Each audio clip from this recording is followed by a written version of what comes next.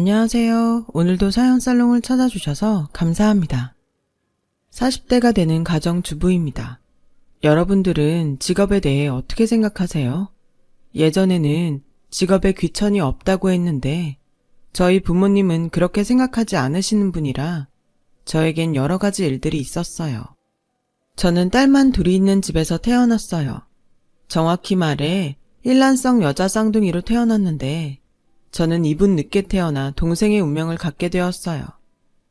저와 언니는 생긴 건 판에 박은 듯 똑같았지만 성격은 그렇지 않았어요. 언니는 공부도 잘하고 초등학교는 물론이고 고3까지 학기마다 반장과 전교회장을 할 정도로 튀는 사람이었고 저는 그와 반대로 공부보다는 노는 것이 좋아 매일 노느라 선생님께 혼이 나는 그런 쪽으로 튀는 아이였거든요. 그래서 저희 부모님, 특히 저희 엄마는 쌍둥이 자매에게 늘 한결같이 차별을 하셨어요. 아니, 어떻게 같은 배에서 태어났는데 너는 매번 그 모양이야? 네 언니를 봐. 공부도 잘하고 여기저기서 칭찬만 듣고 살잖아. 근데 넌 도대체 왜 그러는 거야? 내가 정말 자식은 딱 한 명만 낳고 살고 싶었는데 넌 태생부터가 내 인생의 걸림돌이다. 지금 다시 떠올려봐도 너무 화가 나네요. 제가 태어나고 싶어서 태어났나요? 그리고 설령 그런 마음이 있었다 하더라도 그런 말을 자식 앞에서 하다니. 아무리 친엄마지만 그렇게 하는 건 아니잖아요. 그래서 한때는 더럽고 치사해서 저도 언니처럼 공부를 좀 해보려고 할 때가 있었어요. 어차피 같은 DNA를 물려받았을 텐데 저라고 못할 거 없다고 생각했었죠. 그런데요, 확실히 공부는 타고나는 무언가가 있는 것 같았어요. 아무리 해도 성적을 떠나 저는 공부에는 영 재미와 소질이 없었거든요. 그래서 저는 당연하겠지만 성적표 나오는 날이 제일 싫었어요. 그날은 틀림없이 엄마에게 차별받고 상처받는 날이니까요. 그런데 왜 그런 말 있잖아요. 때리는 시어머니보다 말리는 시누이가 더 밉다고. 저희 언니가 딱 그런 과였어요. 언니는 어릴 때부터 한결같이 욕심이 많았고 부모님 혹은 모든 어른들의 사랑을 독차지하고 싶어 했어요. 심지어 먹는 것도 입는 것도 아니 그 밖에도 늘 자기가 저보다 좋은 걸 가져야 직성이 풀렸어요. 차별하는 엄마와 엄마가 차별하는 것을 부추기며 즐기는 언니. 정말 환상의 조합이며 끔찍한 콤비였어요. 한 번은요, 시험을 마친 어느 날이었는데 언니가 저에게 시비를 걸며 말 같지도 않은 궤변을 늘어놓았어요. 야, 너 이번에 성적 좀 올랐냐? 맨날 그렇게 싸돌아다니고 놀기만 하면 나중에 뭐 먹고 살래? 내가 이분 먼저 태어났다고 언니 노릇하느라 힘들어 죽겠다. 웃기네. 언니 네가 무슨 언니 노릇을 하냐? 어머머, 내가 왜 맨날 죽어라 공부하는 줄 알아? 너나 나 둘 중에 하나는 그래도 좀 잘나야 하지 않겠어? 둘 다 별 볼 일 없으면 되겠냐고. 근데 왜? 맨날 잘해야 하는 건 항상 나일까? 네가 영 싹수가 없잖아. 그래서 내가 맨날 죽을 둥 살 둥 공부하는 거 아니야. 언니 맘 좀 알아줘라. 아, 그러셔? 근데 왜 내 눈에는 성적표 나오는 날 언니가 제일 좋아하는 것 같지? 그렇게 내 생각을 한다면 다음 시험은 좀 망쳐주던가. 전교 100등 정도 하면 내가 고마워할게. 생각하는 거 하군. 너는 그래서 안 되는 거야. 네가 영원히 고등학생인 줄 알아? 이게 다 미래에 대한 투자야. 지금은 다 같은 출발선에 있는 것 같지만 졸업만 해봐. 그때부터 미래 길이 확 갈리는 거지. 전교 100등? 웃기고 있네. 너랑 나부터도 당장 먹고 사는 수준이 달라질걸? 저는 아무리 언니가 맞는 말을 할지라도 늘 언니가 얄미웠어요. 잘난 척하는 것 같아서 재수없었고요. 하지만 언니의 그 말은 묘하게 저를 자극했고 나중에 어른이 돼서도 언니와 비교당하며 차별을 당할 생각을 하니 진심으로 아찔했어요. 그래서 저는 나름 제 미래를 위해 고민하기 시작했죠. 적성에는 맞지 않지만 공부를 했고 언니처럼 우수한 성적은 아닐지라도 고3 막판에는 제 인생 최고의 등수를 따내며 경기도에 있는 4년제 대학에 들어가게 되었는데요. 경기도? 지금 지방대 가면서 대학 등록금을 달라는 거야? 서울도 아닌 그런 학교 가면서 너도 참 염치가 없다. 엄마, 경기도도 지하철 타면 다른 서울에 있는 대학이랑 비슷해. 그냥 한 번쯤은 잘했다고 말해줄 수는 없어? 잘해야 잘했다고 말을 하지. 네 언니를 봐라. 그 어렵다는 서울교대에 떡하니 수석으로 붙었잖아. 네 언니는 장학금 받고 입학을 하는데 넌 지금 그런 학교 가면서 돈을 달라고 하니? 내가 무슨 좋은 소리가 나와? 진짜 해도 너무한다. 무슨 엄마가 그래? 친엄마 맞아? 나도 아니면 좋겠는데 애석하게 맞아. 너랑 네 언니 똑같이 생긴 거 보면 몰라? 아무튼 엄마는 네 언니면 몰라도 네 등록금은 못 줘. 그런 줄 알고 재수해서 서울에 있는 대학을 가던가 네가 벌어서 등록금 내고 그 지방대를 가던가 해. 무슨 이런 억지가 다 있을까요? 저는 대학에 붙고도 엄마의 이런 차별에 서럽고 화가 났어요. 하지만 엄마는 제 기분 따위는 안중에 없었고 언니의 교대 입학 축하로 몇 날 며칠을 아주 난리도 아니었어요. 친척에 엄마 친구에 동네 이웃까지 조금 오바해서 지나가는 동네 고양이도 저희 언니가 교대 수석 입학했다는 것을 알 정도였으니까요.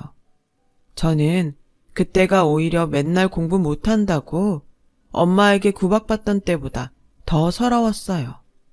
가족이지만 저는 가족 구성원에 없는 사람 같았으니까요.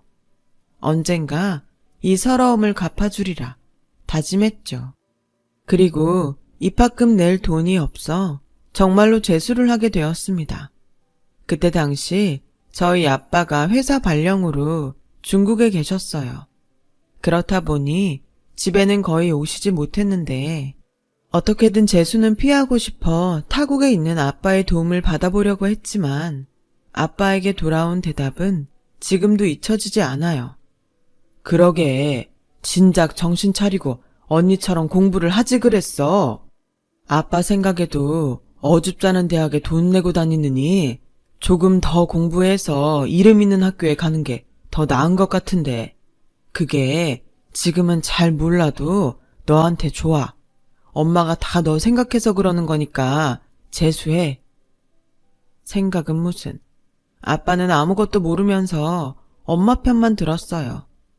저는 그렇게 한 줄기 희망이었던 아빠의 외면으로 철저하게 혼자가 될 수밖에 없었고 그 당시부터는 마음속으로 그래 이렇게 된 거 내가 빨리 돈 벌어서 이 집을 나가고 만다 라는 다짐을 했어요. 그래서 독립할 그날만을 생각하며 이를 악물고 공부를 했죠. 그렇게 저는 재수 1년을 보내고 서울에 있는 대학에 붙었어요. 뭐 그렇다고 스카이 대학에 가는 기적은 없었지만 저는 제 스스로가 대견했는데요. 엄마는 이번에도 스카이가 아니라며 이 트집 저 트집을 잡더니 결국 등록금을 내주지 못하겠다고 하더라고요. 내가 왜 재수를 했는데 저를 세상에 낳아준 엄마임에도 불구하고 너무 화가 나더라고요.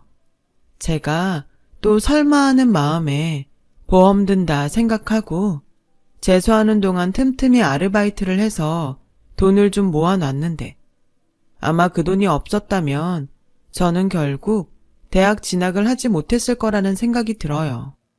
저는 그렇게 제 힘으로 대학 4년을 마쳤어요. 학생 혼자의 힘으로 공부하랴 등록금 벌랴 지금 생각해도 어지간한 근성이 없다면 결코 졸업까지는 힘들었을 거예요. 비록 막판에는 학자금 대출을 받아 직장 다니면서도 빚을 갚아야 했지만 저는 대학 졸업까지 무사히 마칠 수 있었고 저의 근성을 알아본 교수님의 추천으로 졸업을 하기 전에 한 건축회사에 내정을 받아 곧장 사회인이 될 수 있었어요. 그렇게 3년. 저는 학자금 대출 상환과 독립이라는 그때 당시에 큰일을 해낼 수 있었습니다. 집을 나오던 날, 그러니까 독립하던 날, 저는 그야말로 광복을 맞이한 독립군처럼 기분이 그렇게 좋을 수가 없었어요.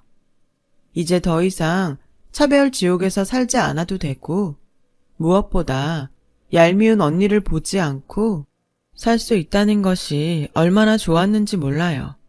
생각해보면 태어나서 그때까지 누군가에게 관심과 애정을 받아본 적이 없었어요. 그래서 어른이 되어서도 칭찬과 사랑을 받고 싶어 하는 제 마음속에 덜 자란 아이가 있었어요. 그리고 그 덜 자란 마음은 운명 같은 한 남자를 만나면서 아이가 아닌 어른이 되었는데요. 예상하시겠지만 그 남자는 지금 저의 남편이에요.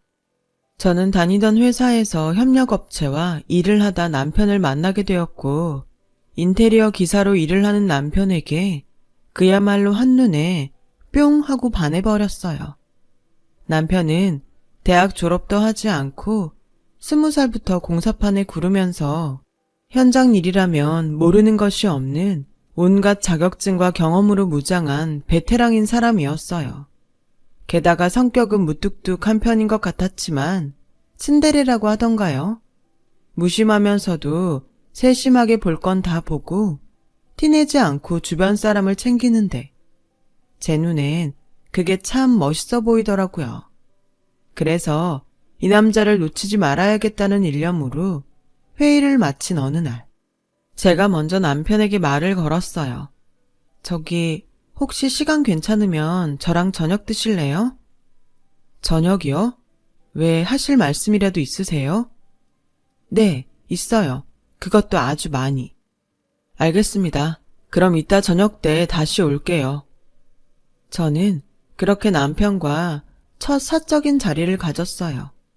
물론 남편은 사적인 자리라는 것을 모르고 나왔죠. 하지만 곧 제가 앞뒤 보지 않고 그쪽이 마음에 든다고 곧장 고백을 했고, 남편은 얼굴이 빨갛게 달아올라서는 이런 경우가 처음이라며 당황했어요. 무뚝뚝한 사람이 당황하는 얼굴이란. 지금 생각해도 남편의 그때 모습을 떠올리면 웃음이 나요. 남편과 저는 3번 정도 더 만나고 일방적으로 술에 취한 제가 그동안 차별받으며 살아온 지난날의 이야기를 하게 되었어요. 나중에 남편은 저의 그 말을 듣고 자신이 저를 사랑해주고 예뻐해줘야겠다는 결심이 섰다고 하더라고요. 한마디로 제가 많이 불쌍해 보였던 거죠. 그래서인지 남편은 저와 연애를 하면서도 늘 저에게 모든 것을 맞춰줬어요. 그거 아세요? 원래 살갑고 다정한 사람보다 무뚝뚝한 사람이 한 사람을 위해 양보하고 맞추는 건 진짜 감동이라는 걸. 그래서 저는 프로포즈도 제가 먼저 했어요. 물론 남편은 그 자리에서 좋다고 했고요. 하지만 한 가지 넘어야 할 산이 있었으니 그건 제 평생 저한테 호의롭지 못한 저희 집이었어요. 대학도 못 나온 공사판에서 구르는 노가다꾼? 엄마, 내가 언제 그렇게 말했어? 뭘 포장을 해? 본질이 그렇잖아, 본질이. 설마 너 내가 허락할 거라고 생각한 건 아니지? 그래, 아빠도 이 결혼 반대다. 아무리 세상이 변했어도 사람들은 그 사람 직업으로 그 사람을 판단해.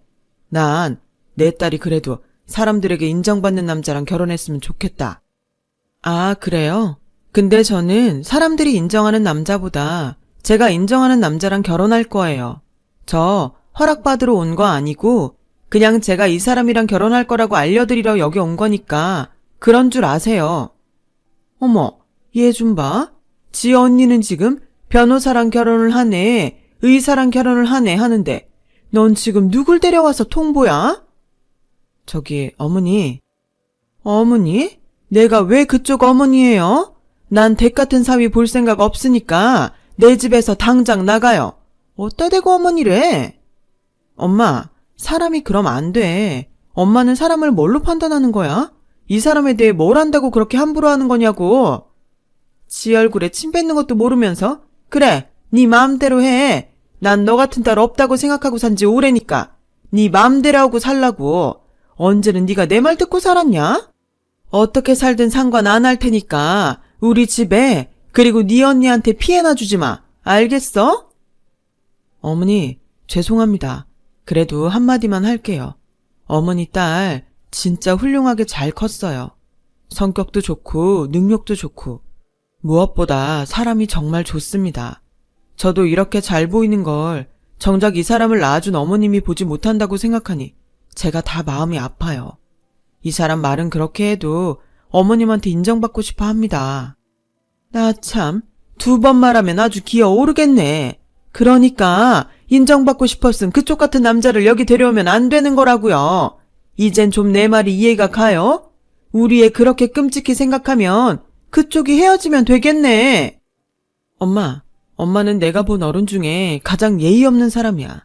내가 결혼을 하건 말건 알아서 할 테니까 엄마는 신경 끄고 그 죽고 못 사는 언니랑 잘 살아. 자기 일어나. 나가자 어서.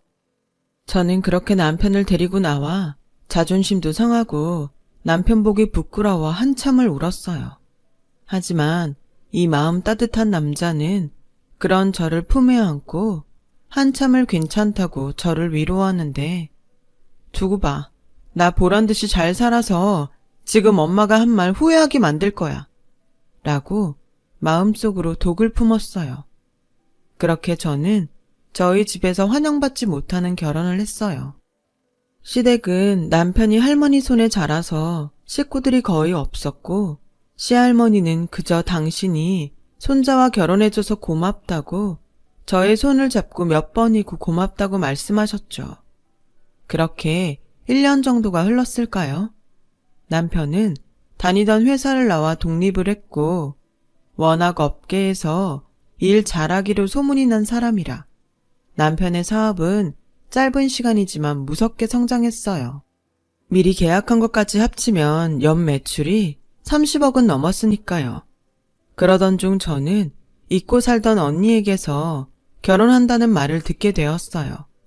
언니는 1년 만에 통화하는 동생에게 이렇게 말하더군요. 나 결국 변호사랑 결혼하기로 했어. 의사는 퇴근 시간도 불규칙하고 응급도 많고 영 남편 구실은 못하겠더라고. 아, 그러셔? 무슨 고민을 1년이나 걸려서 하셨대? 근데 나한테 무슨 용건이야?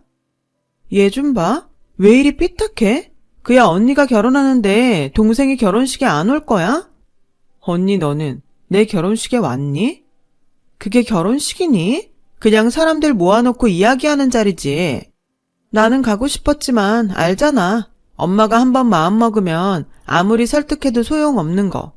근데 네 남편이 하루가 멀다 하고 집에 찾아와서 너 좀 받아달라고 하도 애원하니까 결국 우리 엄마도 1년 만에 꺾이긴 하더라. 그래서 나한테 너 내 결혼식에 와도 된다고 전화래. 뭐? 그게 무슨 소리야? 누가 애원을 해? 어머, 몰랐어? 네 남편 사람 참 음흉하네. 넌 그런 사람 뭐가 좋다고? 언니, 함부로 말하지 마. 이미 우린 혼인신고도 마친 부부야. 그 사람 욕하는 건 내 욕하는 거랑 마찬가지라고. 난 언니가 결혼식을 하건 돌잔치를 하건 절대 가지 않을 거니까 엄마 아빠한테 전해. 야, 네가 전해. 어디서 언니한테 이래라 저래라야. 그리고 너 이런 말은 안 하려고 했는데 열등감도 그 정도면 병이야. 네 남편 간수나 잘해. 우리 집에 못 오게. 이런 말 미안하지만 나도 매제는 영 급이 안 맞아서 좀 그래. 이해해라. 저는 너 같으면 이해하겠냐? 그 소리를 하고 싶었는데 전화가 뚝 끊기는 바람에 마지막 말을 하지 못했어요. 그리고 저 모르게 남편이 그렇게 계속 저희 집에 찾아가 그런 말을 했다는 것이 너무 충격이어서 그날은 회사 일이고 뭐고 그만두고 남편을 찾아 현장으로 갔었죠. 자기, 여기까지 무슨 일이야? 여기 뭣도 많고 위험해. 자기는 도대체 왜 나한테 말도 않고 우리 집에 갔어? 그것도 1년 동안이나? 어떻게 알았어? 언니가 전화했더라. 자기가 매일 와서 나 좀 받아달라고 애원했다고. 그게 자기가 평생 그게 마음에 있는 것 같아서 내가 마음이 안 좋더라고. 그리고 지금이야 그렇지만 언제까지 가족들이랑 연 끊고 살 수는 없잖아. 자기는 모르겠지만 나는 그것도 나 때문인 것 같아서 싫어. 다 잘 되면 말하려고 했는데. 가만 보면 진짜 미련해.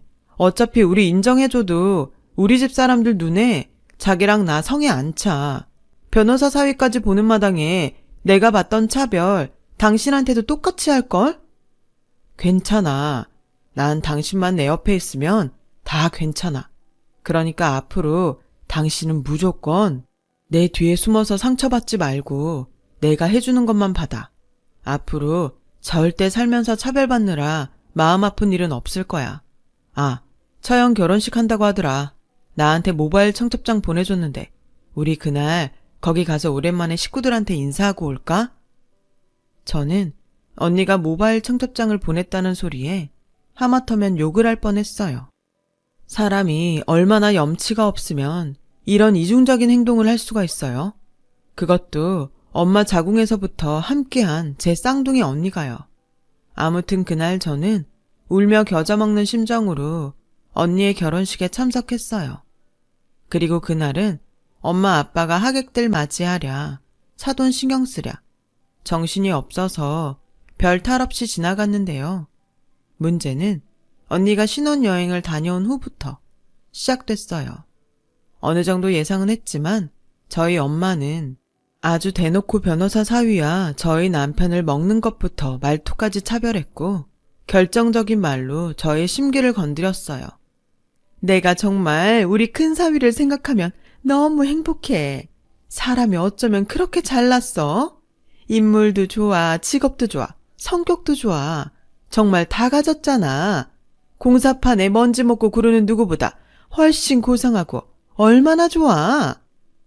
어머님, 감사합니다. 어머님이 좋게 봐주시니까 제가 형님 보기 민망해요. 민망은 무슨, 내가 없는 말 했나 뭐? 그래, 자네 장모가 솔직한 사람이라 그래. 얼마나 좋으면 요즘은 그냥 눈만 뜨면 자네 얘기만 한다니까. 거참 질투나서. 아주 좋아 죽겠다는 단란한 풍경에서 철저하게 무시받고 소외되는 남편을 보니 저는 또다시 피가 거꾸로 솟는 것 같았어요. 아무리 형부를 좋게 봐주려고 해도 사람 됨됨이나 수입은 제 남편이 훨씬 좋아 보였거든요. 그래서 이번에는 절대로 당하지 말자 하는 심정으로 나서려고 하는데 언니가 제 손을 잡았어요. 그냥 오늘은 참아. 너 형부 앞에서 우리 식구 망신 주고 싶어? 언니 남편만 중요해? 난 내 남편이 더 중요해. 잊었어? 네 남편이 자처했잖아. 이왕 잘 지내보자고 노력하는데 너도 협조 좀 해라. 너 그러는 거 네 남편 더 힘들게 하는 거야.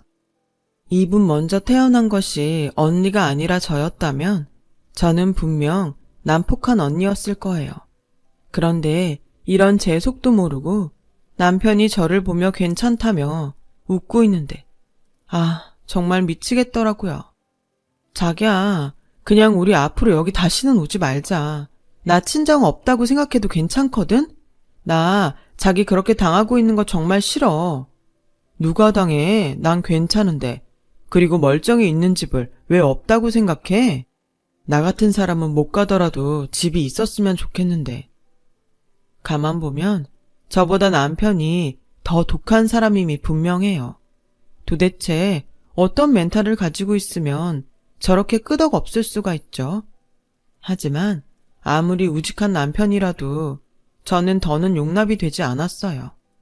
그래서 어떻게 하면 집에 남편의 위신을 좀 세워줄 수 있을까 고민했는데요.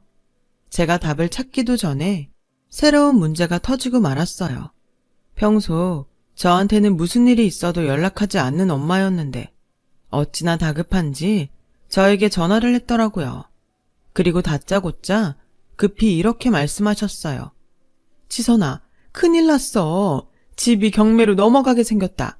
지금 니네 아빠는 쓰러졌고 이를 어쩌면 좋니? 경매? 저는 살면서 한 번도 생각하지 않았던 단어에 깜짝 놀랐어요. 그래서 평소 그런 마음은 없었는데 정말 한 걸음에 친정집에 갔고 여기저기 압류 딱지에 법원에서 날아온 듯한 서류까지. 집이 아수라장이 되었더라고요. 이게 다 무슨 일이야? 그게 네 형부가 로펌에 다녔잖아. 근데 일만 죽어라 하고 돈도 얼마 못 받는 것 같아서 네 아빠가 네 언니 결혼 전에 사무실을 차려준다고 이 집을 담보로 대출을 받았어. 뭐? 근데 왜 이 집이 경매로 넘어가? 언니랑 형부한테는 말했어? 이거 해결할 사람들은 언니랑 형부잖아. 지금 니네 언니네도 난리야. 네 형부가 승소하면 거액을 준다는 소리에 소송 하나를 맡았다가 지는 바람에 이 난리가 난 거야. 들어보니 영 될 것도 아니더만. 그 한심한 놈이 돈에만 눈이 멀어서 덥석 사건을 받은 거지. 그리고 여기저기 지 연줄에 돈 뿌리면서 작업하다가 아주 쫄딱 망했다는 거야. 거기도 그렇게 한번 소문이 잘못 돌면 손님도 뚝 끊기고 결국 문 닫았대. 이를 어쩌면 좋니? 저는 기가 막혔어요.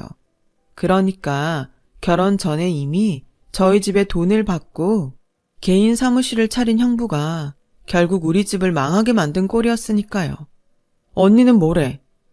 아휴, 뭐라긴. 자기라고 뭐 별 수 있냐고. 자기도 지금 돈이 없어서 해결을 못 해준대. 내가 오죽하면 너한테 연락을 다 했겠니? 네 아빠는 쓰러져서 병원에 있지. 경매한다고 서류는 날아오지. 엄마 좀 살려주라. 응? 저는 그 순간 생각했어요. 제가 꼬이고 못된 사람이라 그런지 언니랑 형부만 편애하며 믿고 살다 믿는 도끼에 발등이 찍힌 부모님을 보자 내심 속이 좀 후련하더라고요. 그래서 이참에 느끼시는 거 더 많이 그리고 더 절실히 느끼시길 바랬는데 그때였어요. 저희 회사에 일이 있어 갔던 남편이 제가 집에 급한 일이 있다며 친정에 갔다는 소리를 듣고 걱정이 돼서 허겁지겁 왔더라고요. 어머니, 괜찮으세요? 어머, 자네 왔는가? 무슨 일인데 이 딱지는 다 뭐야? 저는 하는 수 없이 집에 무슨 일이 있는지 남편에게 이야기했어요. 그리고 혹여 이 바보 같은 남자가 나서서 해결한다고 할까봐 제가 먼저 나서서 이렇게 말했어요. 형부가 다 알아서 한대. 그러니까 자기는 신경 쓰지 마. 알았지? 정말? 정말 형님이 알아서 하신대? 당연하지. 따지고 보면 이거 다 형부 때문에 생긴 일인데 형부네 집에서도 도와준다고 하니까 우린 걱정 안 해도 돼. 그럼 다행이긴 하다. 저는 그렇게 거짓말을 했어요. 저희 엄마는 제가 남편에게 무슨 말을 하는지 궁금한 눈치였지만 제 눈엔 이번에도 마음씨 착한 제 남편이 어떻게든 도움을 주지 않을까 기대하는 것으로 보였어요. 그렇게 저는 남편을 현장으로 먼저 보냈어요. 저는 엄마를 챙기고 아빠 병원에 가봐야겠다고 하면서 남았죠. 그리고 저는 아이고 아이고 곡소리를 하는 엄마에게 모질게 말했어요. 엄마, 혹시라도 우리가 이 집 어떻게든 해결해 줄 거라는 기대하는 거 아니지? 솔직히 까놓고 엄마가 나한테 그리고 저 사람한테 해준 게 뭐 있어? 항상 차별하고 무시만 했지. 막말로 이 집도 엄마 큰사위 도와주려다가 이렇게 된 거잖아. 기집애, 너 정말 못됐다. 너는 지금 이 판국에 그런 소리를 하고 싶어? 됐다. 어차피 기대도 안 했어. 노가다에서 먹고 사는 형편 안 봐도 비디오지. 내가 오죽 절박하면 썩은 동아줄이라도 그걸 알면서도 잡으려고 했을까? 엄마는 참 구제불능이야. 그럼 썩은 동아줄은 이만 갈게. 저런 못된 년? 그렇게 속 시원하게 집을 나왔어요. 하필 이런 순간에 그렇게 말하게 되어 마음속으론 유감인 부분도 있었지만 어쩌겠어요. 제가 차별받고 커서 그런지 이 정도밖에 되지 않는 것을요. 다 뿌린 대로 걷는 거죠. 저는 그렇게 제 일상으로 돌아왔어요. 가끔 경매 직전에 집이 어떻게 됐을까? 아빠는 병원에서 나오셨나? 뭐 이런 궁금증과 걱정이 들긴 했지만 남편 앞에서는 표현하지 않으려 했죠. 남편 역시 집에 대해 달리 묻는 일이 없어서 저는 이왕 이렇게 된 거 친정과 연 끊고 살자 하는 결심으로 제 인생을 살았는데요. 남편 회사에 갔다가 회계 업무를 맡은 남편 친구에게 청천벽력 같은 소리를 듣게 되었어요. 어떻게, 집 문제는 잘 해결됐어요? 그 친구 엄청 급해 보이던데요. 네? 그게 무슨... 부모님 도와드려야 한다고 10억 정도가 필요하다고 찾아갔어요. 그 부모님이 재수씨 부모님 아니세요? 지방으로 출장 간 남편에게 따져 묻고 싶었지만 그럴 수가 없었어요. 아무리 부부라지만 그런 부모님을 두고 또 그런 큰 돈까지 쓰게 하다니 정말 창피했거든요. 대신 저는 그 길로 친정집에 쳐들어갔어요. 그놈의 집구석 모조리 다 엎어버리겠다는 결심으로요. 그런데 기가 막히게도 제가 친정집에 도착했을 때는 집을 그 지경으로 만들었던 언니와 형부가 집에 와 있었는데요. 언니랑 형부 참 뻔뻔하다. 어떻게 여기로 올 수가 있지? 얘, 너 또 무슨 말 하려고 왔어? 엄마, 결국 이 집 우리 그이가 해결해줬지? 당장 그 돈 토해내. 그 돈이 어떤 돈인 줄 알고. 왜? 어디 사채라도 끌어왔냐? 에휴, 그럼 그렇지. 어디서 그런 큰 돈이 났나 했더니. 엄마, 나 진짜 더는 안 참아. 그 사람이 나 몰래 자기 돈으로 이 집 경매 막아줬나 본데 나 절대 가만 안 있어. 그때였어요. 친구에게 회사에 제가 왔다가 잔뜩 화가 나서 돌아갔다는 말에 남편이 급히 저희 친정으로 왔더라고요. 자기야, 잘 왔네. 어디 입이 있으면 말을 해봐. 내가 자네한테 사채를 빌려다가 도와달라고 했나? 장모님, 아닙니다. 이 사람이 제가 말을 안 해서 화가 나서 그래요. 어머머, 간두커라. 사채 빌리고 집에다가 말도 안 했나? 그럼 내가 고마워할 줄 알았어? 엄마, 누가 이 사람이 사채 빌렸대. 이 사람 돈 잘 벌어. 그 정도 돈은 통장에 얼마든지 있다고. 그런데 난 이 사람 돈 우리 집에 10원 한 장 가는 거 싫거든. 나 그 돈 다 받아낼 거야. 돈도 그렇게 많은데 뭘 받아내? 가족끼리 돕고 살면 좋지. 맞습니다. 돕고 살아야죠. 야, 김우진, 당신 진짜 바보야? 당신이 나 몰래 당신 돈으로 우리 집 살려주면 내가 고맙다고 할 줄 알았어? 아니야. 난 그냥 자기가 끝까지 몰랐음 했어. 내가 돈이 없는 사람도 아닌데 장모님 말대로 가족끼리 돕고 살면 좋잖아. 저희 남편은 제 분에 악을 쓰는 제 손을 꼭 잡아줬어요. 그런데 그 모습을 지켜본 저희 가족들은요. 저희 부부의 대화를 듣고 이제야 남편 벌이가 좋다는 것을 실감했는지 그 자리에서 꿀먹은 벙어리가 됐어요.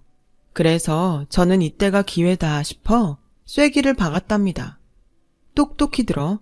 내 남편이 사람 좋고 마음 좋고 이렇게 돈까지 잘 버는 사람이야. 그깟 변호사? 웃기고 있네. 나 이제 절대 가만 안 있어. 내 남편은 착한 사람이지만 엄마, 아빠, 딸, 그리고 언니, 네 동생은 그런 사람은 아니라는 거 알지? 이제부터 태도 바꾸고 이 사람한테 잘해줘. 만약 예전처럼 개무시하면 나 돈 얼마를 쓰더라도 이 집 명의 내 남편 앞으로 바꿔놓을 거야. 아니다. 등신같이 사고치건 형부니까 언니네가 엄마 아빠한테 돈 갚아. 엄마 아빠는 그 돈 내 남편한테 갚고 그럼 되겠네. 제 말에 부모님과 언니 내외는 서로의 시선을 피하며 헛기침만 해댔고 저는 이제 됐으니 그만하라는 남편에게 끌려 그 집을 나왔어요.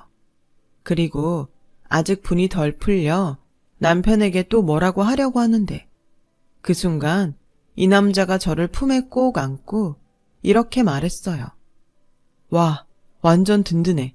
내 와이프가 이렇게 멋있는 사람이야? 나 진짜 로또 맞았다. 뭐야 지금? 나는 지금 얼마나 쪽팔린데.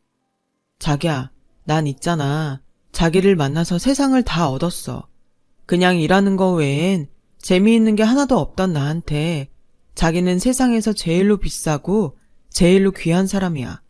내가 얼마를 쓰더라도 턱없이 부족할 만큼. 저는 화를 내고 싶었는데 남편의 그 말에 눈물이 터져 나오고 말았어요. 이 무뚝뚝한 사람이 언제 이렇게 다정한 사람이 되었죠. 늘 억울했던 제 인생에서 남편은 세상 모든 좋은 것들을 다 가져다 붙여도 모자랄 사람임이 분명해요. 지금도요.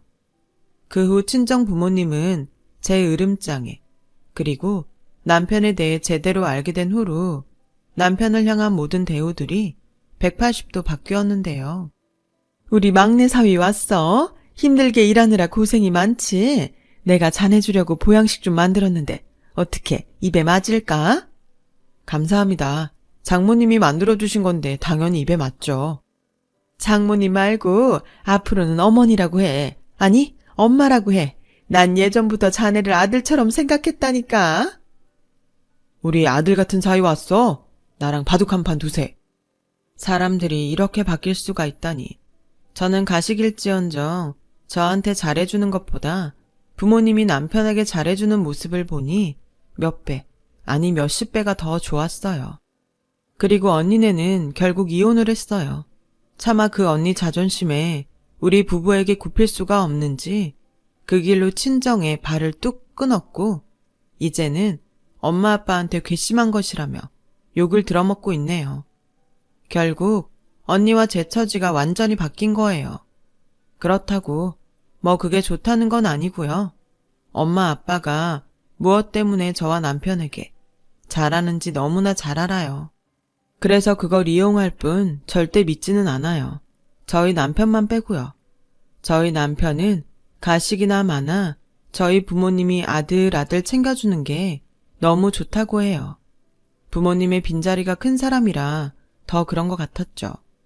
앞으로 좀 더 대우하라고 하려고요. 저한테 그리고 제 남편한테 그만한 자격은 있잖아요.